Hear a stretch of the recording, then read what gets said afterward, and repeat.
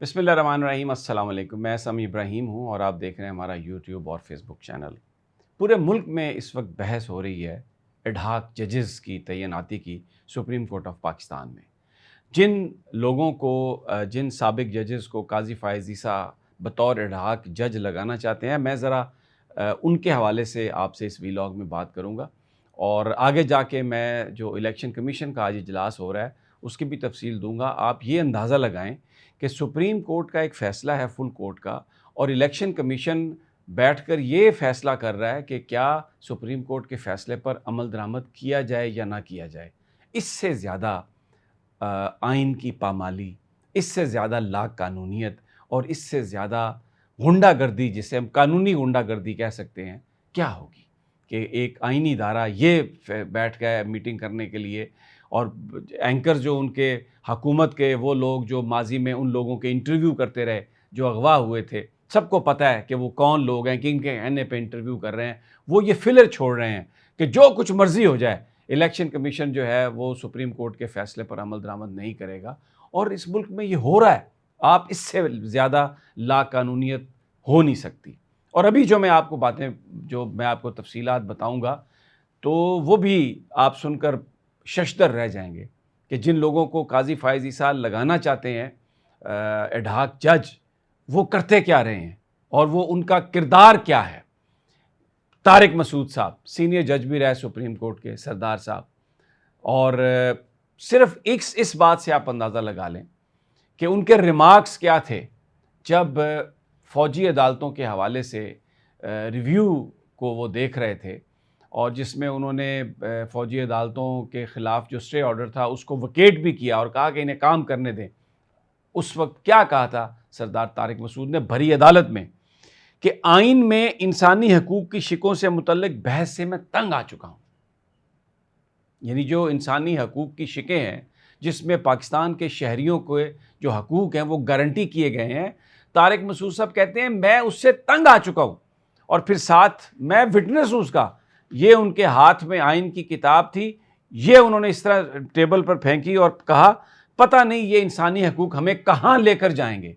ये हैं जनाब सरदार तारिक मसूद साहब, जो कि जस्टिस काजी फ़ाइज़ ईसा साहब, चीफ़ जस्टिस साहब, उनको जज लगाना चाहते हैं। और मज़ीद मैं उनकी ज़हानत और उनकी जो कानूनी जो उनकी जो पुख्तगी है उसके बारे में क्या कहूँ, सिर्फ यही अर्ज़ कर सकता हूँ कि 9 साल बतौर जज वो रहे तो तकरीबन 12-13 फ़ैसले उन्होंने लिखे हैं। 9 साल में 12-13 फ़ैसले लिखे हैं। और जज एडहाक इसलिए भर्ती किए जा रहे हैं कि जी 58,000 पेंडिंग केसेस हैं, तो उनको हमने जल्द अज जल्द हमने निपटाना है। तो 12-13 फ़ैसले लिखे 9 साल में, और माशाल्लाह ज़हीन इतने हैं कि दरिया को कूज़े में बंद कर देते हैं। वो जो 12 फ़ैसले लिखे ना, वो भी कोई फ़ैसला भी कुछ 1-2-1.5 सफ़े से ज़्यादा नहीं है।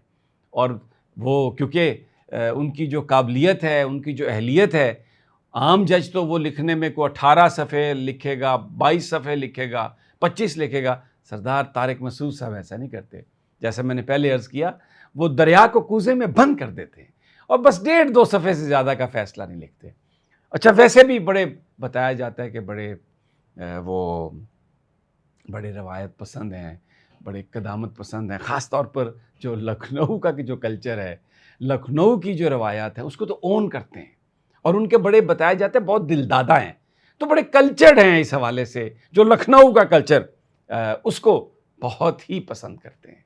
और कुछ लोग कहते हैं कि हम तो वो कितना ज़्यादा उस कल्चर को पसंद करते हैं, अमली मुज़ाहरा भी देख चुके हैं। अब आ जाएँ जनाब दूसरे जज जनाब मज़हर आलम मियाँ खेल। माशाल्लाह डेल डोल उनका बड़ा ज़बरदस्त है। बैठे हों बेंच में, मैंने देखा उनको तो सबसे नुमायाँ लगते हैं, और उनकी आँखों में जो चमक है गुरीलों वाली चमक है। तो आप ये कह सकते हैं कि एक कानूनी गुरीले हैं वो। और फ़ैसला दे चुके थे वो कि जी कासिम सूरी के ख़िलाफ़ और दूसरे जो लोग हैं आर्टिकल 6 के तहत पर्चा होना चाहिए।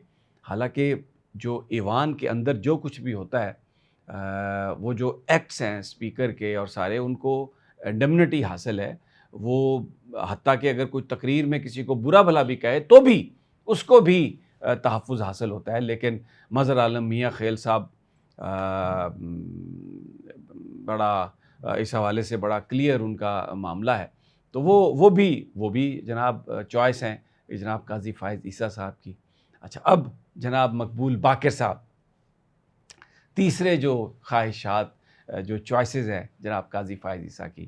چلیں اگر مقبول باقر صاحب بنتے ہیں جونیئر جج دوبارہ تو یہ پاکستان کی تاریخ میں پہلا موقع ہوگا کہ ایک وزیر اعلیٰ نگران وہ سپریم کورٹ کے جج بن رہے ہیں. اس سے پہلے خواہش رہی مختلف سیاستدانوں کی. محترمہ بے نظیر بھٹو صاحبہ کے زمانے میں یہ ایک خواہش کا اظہار کیا گیا تھا کہ ایک کانسٹیٹیوشنل سپریم کورٹ ہونی چاہیے، کانسٹیٹیوشنل کورٹ ہونی چاہیے. اور یہ بھی سوچا اس وقت بات کی گئی، فلر چھوڑے گئے کہ جہانگیر بدر صاحب کو جو کہ سابق وفاقی وزیر بھی تھے ان کو اس عدالت کا سربراہ بنانا چاہیے. تو اب جناب آصف علی زرداری صاحب تو آپ کو پتہ ہے نا، تن من دھن لگا کر جو خواب ہیں محترمہ بے نظیر بھٹو کے سارے ان کو پورا کرنے کی بڑی تگ و دو کر رہے ہیں. تو اس وقت تو وہ چیف جسٹس نہیں لگا سکے تھے کسی آئینی عدالت کا، نہ وہ بنا سکی محترمہ. لیکن اب جناب آصف علی زرداری صاحب نے پہلے مقبول باقر صاحب کو جو ان کے مینٹور ہیں ان سے مل کے چیف منسٹر بنایا. 6 مہینے وہ چیف منسٹر رہے نگران. اور جو تحریک انصاف کے ساتھ ہوا وہاں پہ، جس طریقے سے ظلم و زیادتی ہوئی، مار پیٹ، گرفتاریاں، جلسے تک نہ کرنے کی اجازت دی، وہ کروایا سب کچھ جناب مقبول باقر صاحب نے.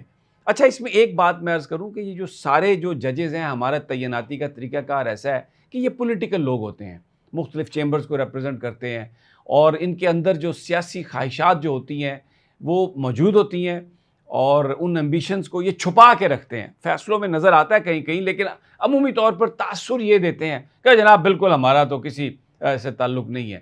لیکن مقبول باقر صاحب جب چیف منسٹر بنے تو جو ان کی خواہشات، جو شدید خواہشات سیاسی، وہ ان کا پیٹ پھاڑ کے نکل آئیں. اور انہوں نے پی ٹی آئی کا جو وہاں پہ برکس نکالا، نظر آیا کہ وہ کیا چاہتے تھے، کیا ہیں، کیسے نہیں. ابھی پچھلے دنوں میں نے دیکھا انہیں محسن نقوی صاحب سے ملنے کے لیے ایک سائڈ پہ بیٹھے ہوئے تھے یوں کر کے.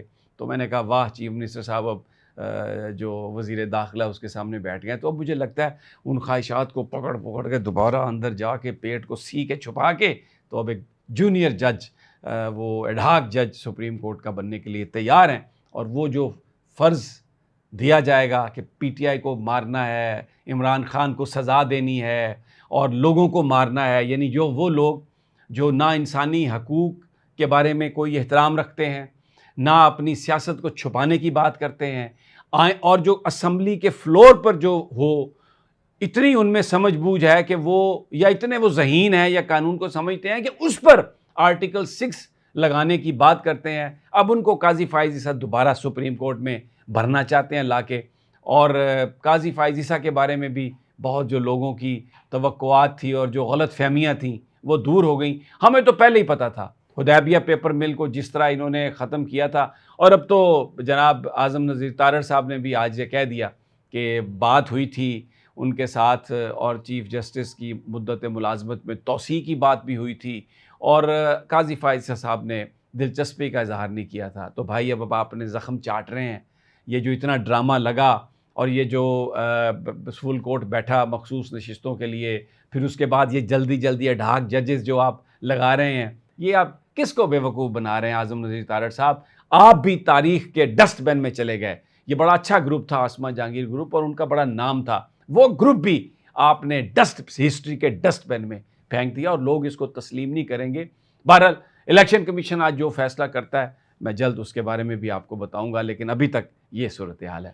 اجازت دیجیے اگلی ویڈیو تک. اللہ نگہبان.